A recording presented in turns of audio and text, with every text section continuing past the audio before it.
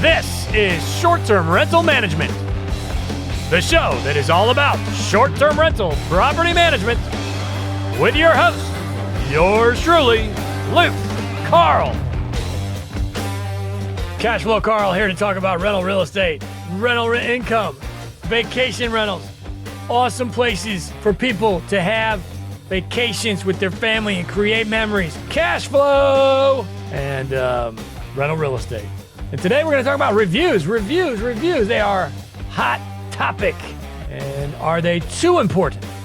We're putting too much stock in these reviews. On today's show, after a word from this week's sponsor. Did you know there's actually a company that will help you find and purchase your first or next short-term rental? The Short-Term Shop is the premier short-term rental acquisition company. They have a team of realtors with tons of experience, and most of them actually own their own properties as well. They are the best in the business and would be happy to help you with your next purchase. You can find them at theshorttermshop.com, brokered by EXP. Theshorttermshop.com. So the answer is yes. You are too worried about these stupid reviews. Okay, as a guy that's been doing this for a long time, I'm here to tell you the review's not that big a deal. All right, I see a lot of folks, and we get this, it's very common on the internet where people say, "Oh my goodness, I have to give them money for this, that, because they're gonna leave me a bad review. I gotta do this because they're gonna leave me a bad review. Oh my goodness." And yes, the reviews are everything. Okay, but don't take it too far. It's like Steve Miller says, take the money and run, right? Now, you got to offer an amazing product. And I will say, if you're new, right? If you're new, you've got to work harder. You got to try harder. You got to be kissing rear ends, do what it takes. I'd say the first year or so. You really got to go over the top, because when you're new, nobody has any reason to believe that you're any good at this. And they're not going to book you, or they'll be skeptical. So they want a deal, and they deserve a deal. If you're brand spanking new, you need to be giving a deal to get people to book your property, because they have no idea that your house is not a horror movie waiting to happen. There's nobody that's told them otherwise. So when you're new, first year, yes, the reviews are more important, but don't let them drive you nuts. Don't go over the top with it, because guests can do that. Don't let them be so needy that you feel like you're responding to them every 10 minutes. I remember back in the day, I used to do that stuff, and maybe that's how I got to where I am now, where I don't have to.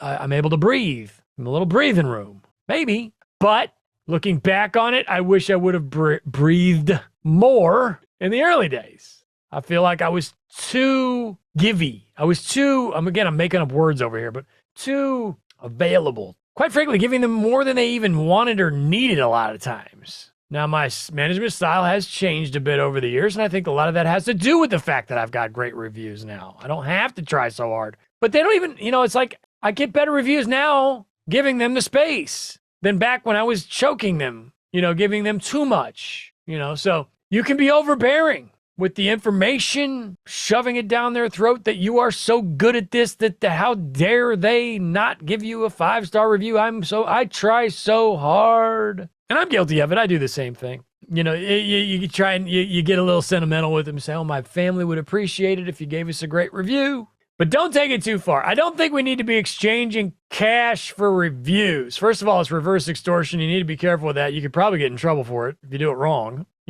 Now, do we give refunds? Do we give cash when we are guilty? Absolutely. It's a fine line between giving them cash for a good review and giving them cash because their trip wasn't perfect. Now, those could be the same thing. But what I'm referring to is the person on the internet that says, "Oh my goodness, they didn't like my refrigerator. Should I give them $50?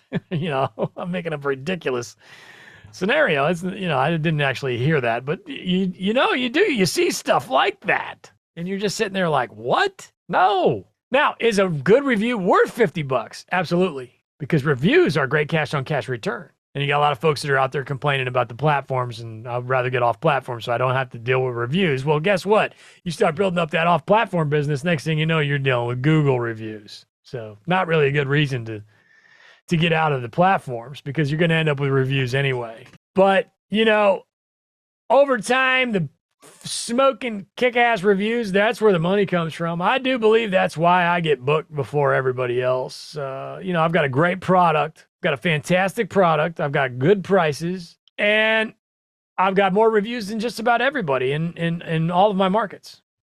Because I was an early adopter. I jumped in before anybody else. And I encourage you to chill, breathe a little bit, and realize that 3 or 4 years down the road, all this crazy stuff, stuff that's driving you nuts, will, quite frankly, not be as big a deal. May just even go away.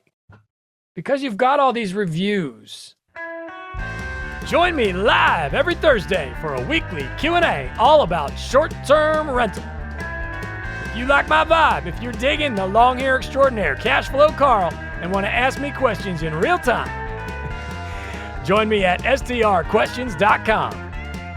It's a lot of fun. strquestions.com. So, do I have an example? Why would I give somebody $50? The hot tub was broken. Now, we're getting in the weeds there because the hot tub's not generally broken. Usually what that is they pushed a bunch of buttons and put it in sleep mode. So you need a sleep mode system, a standard operating procedure for when the guest says your hot tub doesn't work. What I do is I put it in my guidebook. If the hot tub's not working, here's why. 99% of the time it's because somebody put it in economy mode or sleep mode. Because they were drunk, pushed a bunch of buttons because they wanted to get it nice and hot to impress their lady friend, and boom, sleep mode. So my point there is, you don't just jump right to offer them $100 because the hot tub wasn't working. It was probably their fault. And these are things you will learn as time goes by as a good landlord. If you're going to stay in it for 5 or 6 years, you're going to have to fix that hot tub system. If you've got a hot tub that is not working regularly, you get a new one, right? If you're refunding guests on a regular basis because your hot tub is broken, you're basically spending money on a busted hot tub is what you're doing. So why don't you spend money on a new hot tub? That's a better use of money, in my opinion, right? What else? The television wasn't working. That's not my fault. To me, that's like, dude, just figure it out. I get it. If I go to the Hilton, they're going to send somebody up to figure it out for me. That's one of the downsides of not having a front desk here in a vacation house, right? I can't think of any good examples off the top of my head, but if it was my fault, I'll give them some dough. I have no problem giving money when necessary. And quite frankly, I have no problem giving money to help boost along a decent little review. But don't just jump for it. Oh my goodness. Don't be Here's my point. Don't be paranoid about it. Don't be scared. Don't be scared. That's one of the biggest problems with the platforms. They've got these hosts running scared. I'm not scared. I got a kick-ass product that people want to sleep in. Take the money and run. Steve Miller. But again, I'm confident that my product is better than everybody else. So if you're not confident, then get in there and tweak and fix and get it going. All right. So it is, again, fine line. Should I give cash or should I just not even respond? At the end of the day, the answer is what is going to get you the better review. But don't live in fear. Do not live in fear that they're going to hit you with 3 stars. You're going to get a 3-star review. It's just going to happen. Okay, so if you're brand new and you're worried about the 3-star or you just got a 3-star, welcome to the club. You're a landlord now. If you don't want to deal with reviews, go buy a long-term rental. Go buy a duplex in a metro area. Rent it out. You won't get reviews. There's no reviews. But there's evictions and there's people moving out after a year and $4,000 to paint it and clean it up again.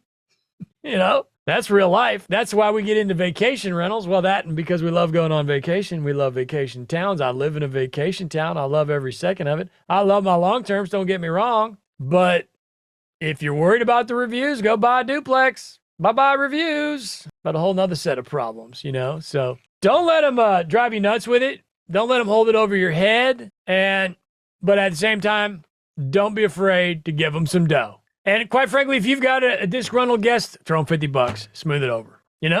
Maybe you put a cell on your spreadsheet for refunds and just, track it and then compare it to the next year. Because as time goes by, all that stuff gets easier. Everything gets easier. I've been doing this now I've been on Airbnb since 2011. Been hosting since 2015. Seems like just yesterday. It's been about 8 years. I'm the longest running Airbnb in the Smoky Mountains. And I'm here to tell you, as time goes by, it gets so much easier. So don't be afraid to give them $50 when needed. $100, whatever it is, $25. But also, do not live in fear of the bad review. Take your punches. You'll rise above it. No big deal. Happy renting. Short-term rental management. Don't overthink it.